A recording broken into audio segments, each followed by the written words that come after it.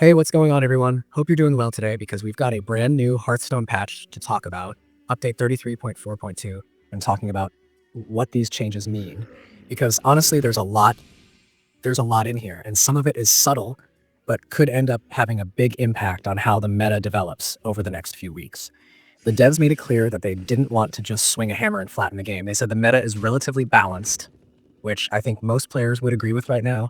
There isn't one deck that's steamrolling everything. No single oppressive combo that's pushing everybody out. That's actually rare for Hearthstone, so it feels like they wanted to keep that stability while still giving a little love to underperforming strategies, especially those quests that haven't quite been doing what people hoped. They even pointed out that the Day of Rebirth mini set didn't really hit the way they thought it would, so this patch feels like a corrective nudge rather than a complete redesign. So let's talk cards. First up, Kilos. The big elemental beast from Egg of Kilos is now rocking Taunt. This might sound small on paper, like, okay, it's just Taunt, but in practice, this makes a big difference. Before, you were basically running this guy for synergy with things like Dissolving Ooze, or maybe just for the raw stats, but now it stands alone as an actual wall your opponent has to go through. Suddenly, it's a defensive play, a stall tool, not just a synergy piece. And that extra utility means you might see it showing up outside of those narrow combos. Then we've got Murex, the Crystalline. This one's a fun change. In your hand, it becomes a 3/4 version of the last minion your opponent played, instead of just a 3/3. That tiny bump might not sound like much, but how many times have you copied something cool from your opponent and then felt a little sad because your copy was just fragile enough to get cleared right away? Now, it actually feels like you're stealing value instead of just borrowing a weaker clone, and that opens up some more exciting play moments. Possessed Animancer got its cost reduced from 6 mana down to 5. If you've been keeping track, this is the kind of change that suddenly makes a card feel playable instead of a why would I ever put this in my deck card. 5 mana is a sweet spot for tempo plays, so this one could show up in some interesting Death Rattle or Resurrection style decks. Asphyxiodon got a stat boost, moving from a 6/10 up to a 6/12. Basically, it just makes it harder to remove. Big chunky walls like this thrive on survivability, and this little adjustment means that if you're planning to rely on it to soak damage or stick around for some buff shenanigans, it's that much more reliable. Ritual of Life also got tweaked. The copy it summons is now a 2/3 instead of a 2/2. Small upgrade, but again, it's about that survivability. Having one extra health can be the difference between your tokens sticking around or vanishing immediately. Sometimes Hearthstone is a game of inches, and this is the kind of change that feels tiny until you're in a game, and it's the reason you win board control. Ankylodon is now way cheaper to play, dropping from 8 mana to 6, but with its stats shifted from a 7/7 down to a 7 Fez. Honestly, I'll take that trade. 2 less health but playable 2 turns earlier is huge. People might actually start slotting this into their mid-game curve now. It just feels smoother. Longneck Egg got juiced up too.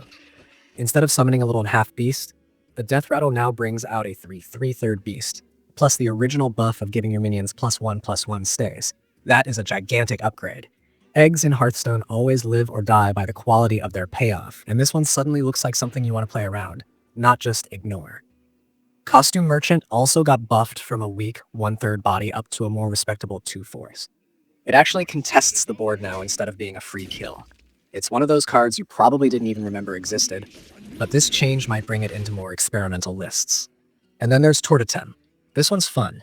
It used to be 2 mana for a 0/4, now it's only 1 mana, but a 0/3. That means you can drop it on turn 1, which makes it way more flexible. It's weaker in terms of stats, but it comes online much faster, and that can change the rhythm of games where you're trying to get your board presence set up early. All of these changes are basically Blizzard saying, hey, we don't want to break the game, we just want to sprinkle a little power into these cards that were lagging behind. And it's the same story when we look at Battlegrounds. Now, Battlegrounds in this patch is kind of the bigger story, because they did some major shifts to the minion pool, and if you play BGs, you know that whenever they add or remove stuff from the pool, it feels like the whole game changes overnight. This time, several minions got pulled out, including Stray Satyr, Carbonic Copy, Scourge Harvester, Canopy Swinger, Sharp-Eyed Sabertooth, and Merciless Mammoth. If any of those were part of your go-to builds, well, they're gone. Time to adapt. In exchange, some classics are back. Saltscale Honcho, Gentle Ginny, and Young Murk-Eye, though with some adjustments. Seeing Gentle Ginny back always makes me raise an eyebrow because that card has historically been super swingy, but we'll see how it plays with its new numbers. They also made a ton of stat and tier adjustments to existing minions.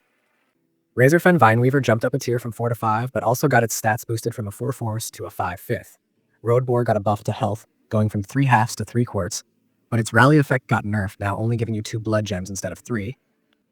Champion of Sargeras took a hit, stats down from 12/12 to 10/10, and its tavern buff trimmed from +5/+5 down to +4/+4.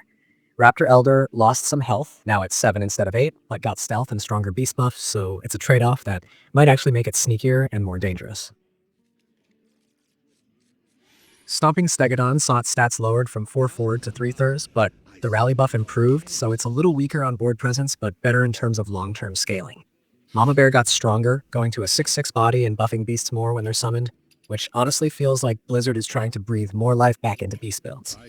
Goldrin also got buffed up to a 6/6, so that's another sign they're nudging beast comps up the ladder again. River Skipper took a little hit, going from a 2/1 down to a 1/1.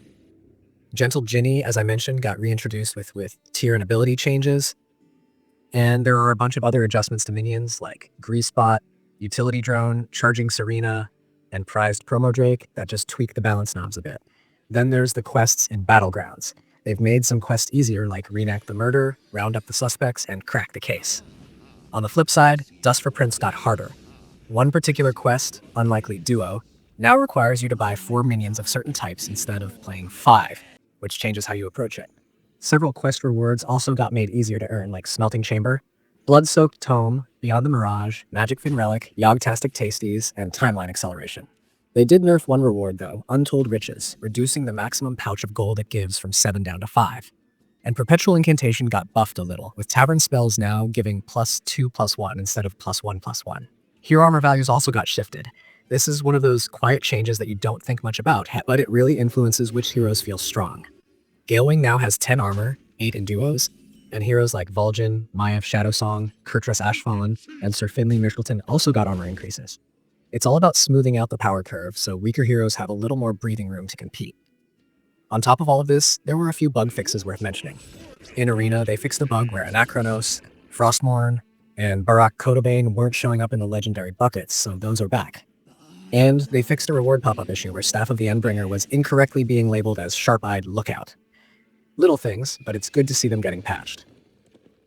Now, here's the thing about all of this. On paper, some of these changes look small, but Hearthstone is a game where small changes ripple out. 1 mana cheaper here, 1 extra health there, and suddenly you're building decks differently, or rethinking how to curve out. Quest decks that were feeling like a trap might start to feel playable. Beast builds and Battlegrounds that felt dead might suddenly roar back into relevance. And because the meta wasn't broken to begin with, this patch is more about expanding possibilities than restricting them. What I'm most curious about is how quest decks are going to land now. Blizzard made it clear that they're trying to buff them without making them dominant.